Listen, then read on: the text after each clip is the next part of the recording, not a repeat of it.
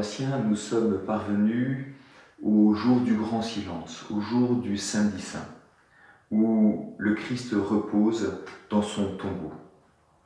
Saint Ignace de Loyola ne propose pas de méditation particulière pour le samedi saint.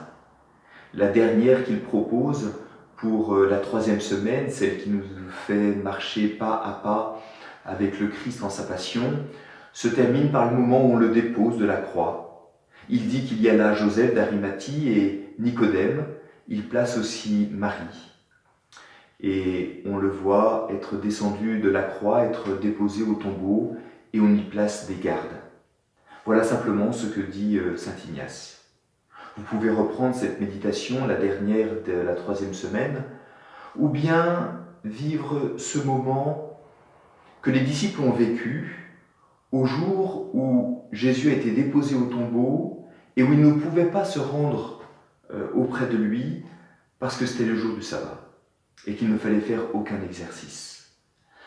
Alors peut-être qu'aujourd'hui, la méditation, en redemandant d'être vraiment au service et dans la louange du Seigneur comme nous en avons l'habitude, eh bien prendre vraiment 1 heure de grand silence avec le Seigneur qui repose.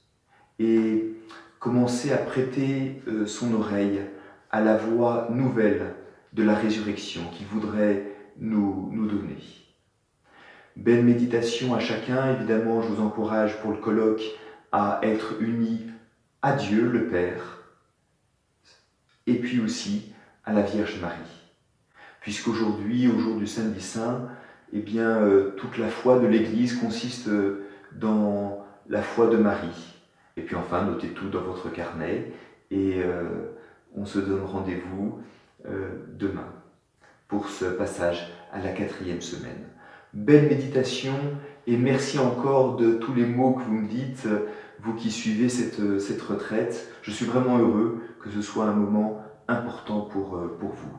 Aujourd'hui donc, c'est le grand silence. Et pour mieux comprendre ce grand silence, si vous le désirez, une autre vidéo a été faite justement sur cette voie de fin silence, ce Shabbat des Juifs, qui au jour du samedi saint est vraiment un Shabbat des chrétiens également.